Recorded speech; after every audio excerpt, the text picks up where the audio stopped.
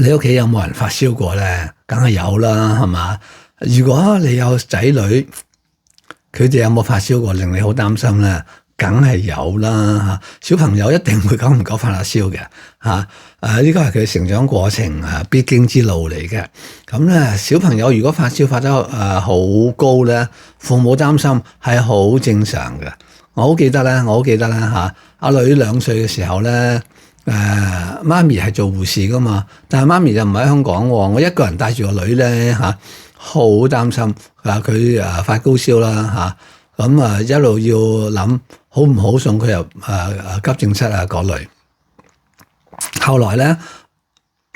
而家都好多年啦嚇，呢咁多年來幾十年來咧，我不斷去研究啦、訪問啦、參考啦。喺行動中實踐啦，我發現咧，原來發燒唔係咁噶，唔係你想象中咁嘅樣噶。好多人都嚟問阿長哥啦，嗱，你又唔主張人係食藥咯，你又話食嗰啲退燒藥咧，係殺傷力好大嘅，咁我應該點啊？咁好多時點樣講咧，佢哋都好難明白，因為佢哋一早係我包括我自己在內嚇，係俾西醫嗰一套對抗式嘅醫療嘅思想咧，係洗咗腦嚇，發燒就咪退燒咯，唔退燒好危險噶，即係呢一啲嚇，咁要諗辦法咯咁。我好開心嗱，我都用好多方式同即係我啲同學啦，同我嘅案主啦，佢哋去解釋嚇，亦都喺YouTube 呢條頻道嗰度咧講過唔少關於發燒嘅嘢噶啦。咁就而家我睇到有一段文字咧，我覺得係講得最好嘅，係好高嘅維度咧去處理發燒呢個問題。你想唔想聽咧？咁係我好朋友黃偉德自然療法醫師嚇，佢係搞順勢療法噶嘛嚇。呢一段話咧，我覺得非常之發人深省啊！如果你聽得明咧，以後你做人又唔同咗咁樣嚇。佢係咁講嘅，佢話如果你個仔女一發燒咧你係要將佢退燒咧，其實你係用咗對抗醫學嘅思維，你係否定咗疾病嘅意義。如果你係咁樣對你個仔女咧，要去同佢退燒咧，你係否定咗佢哋嘅成長啊！點解咁嚴重咧？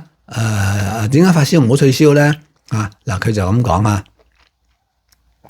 就呢個仔女發燒咧，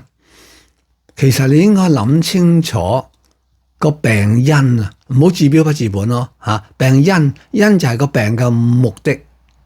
通常我哋都唔去諗呢啲嘢嘅，我哋猛咁咧諗辦法退燒咯用各式各樣嘅花藥咩啦或者用精油啦、薄荷啦、安殊啦、丁香啦，甚至係酒精啦去抹身咁樣去散熱希望會退燒其實咁樣係唔掂。個小朋友好辛苦啦發燒啦，喺度喊啦，喺度搞震啦你即刻咧就揾啲療劑，揾啲咩藥去令佢唔好喊其實咁好唔掂呢個咁嘅治療咧係行唔通嘅。咁實際上發生咩事咧小朋友病，小朋友喺度喊，小朋友喺度發脾氣，喺度搞震咧只有一個原因。就係佢哋想人哋了解佢，想人哋聆聽佢，就唔係要你哋去鎮壓佢、操控佢。所以我哋唔好用任何嘅藥物，不論係天然或者化學嘅藥物去鎮壓佢咯，去控制佢咯。唔好用認知行為嘅方法去控制佢，去改變佢。唔好用獎賞，唔好用懲罰去氹。又唔好同我哋講道理父母擔心小朋友發燒啦，可以理解，但係你用退燒藥呢一啲咧係掩耳盜鈴嘅，冇解決到問題。我好慶幸啦，阿黃偉德講我喺成長嘅過程裏面咧，印象之中我爸爸媽媽未俾我退燒藥食過，到而家咧我屋企都冇退燒藥嘅，我仔女從來都未用過退燒藥。每一次個大病咧，都係有個原因嘅，背後有目的嘅，可能係要去爬啦，學行啦，佢要長高啦，可能佢玩到好攰，太過攰，係需要徹底休息，可能係佢好抗拒有一啲嘢佢唔想做，可能咧係爸爸媽媽喺度嗌交、冷戰，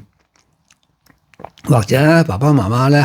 生活好唔掂咯，即係譬如係憂柴憂米啊嗰啲咯嚇，可能係你哋要搬屋，佢好唔習慣啦嚇。當大人啊係令佢相信呢個小朋友嘅心情係大家理解嘅，有同理心，即係咧爹哋媽咪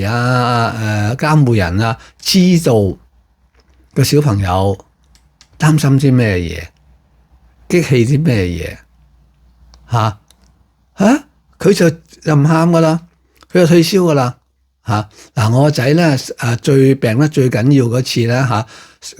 高燒啦、上嘔啦、上吐下瀉啦，1個禮拜。後來咧佢明白咗，就係爹哋即係我啦就係莫名其妙咁受咗傷。嗰時我整傷咗自己，佢驚得好犀利所以就係咁啦好難搞啦，發高燒啦，又嘔啦，又屙啦。當我哋大人了解咗佢嘅情緒之後咧，佢即刻退燒最近呢排啦，好多小朋友病啦其實你唔好去追究乜嘢甲流感、乙流感、咩腺狀病毒乜嘢party 傳染或者冷親呢啲都唔係主要嘅原因。所有嘅小朋友病、發燒、鬧脾氣，都係有佢獨一無二嘅故事要傾訴，要你聽，要去了解佢發生咩事。所以咧，最好嘅治療咧係休息，係放任佢去自由，等佢去玩係多啲攬佢錫佢，等佢有空間相信大家信任佢，佢可以表達自己嘅需要咧就冇事噶啦。爸爸媽媽要陪佢，要聽佢，唔係去揾醫生去診斷，唔係揾咗藥去食。以上就係黃偉德講嘅，我覺得非常之精彩。我唔知你收咗有幾多，如果多啲父母明白呢個道理咧，我哋嘅人類將來有更加多嘅希望，因為下一代喺我哋手上。我哋個個都唔識做，我哋唔識做，因為我哋一早俾人洗咗腦，呢個係非常之不幸，好遺憾希望我哋譬如黃偉德同長哥咁樣不斷咁樣去推動呢一個覺醒嘅過程令到大家生活好過，下一代更加健康，身心靈健康發展，人類先至會明天會更好明白未以後仔女發燒，自己發燒，識做啦。希望我哋係好苦口婆心希望你收到。如果你覺得像我講一啲有道理、有價值嘅咁快啲訂閱我呢個頻道啦，同埋多啲傳俾其他人睇多謝你，拜拜。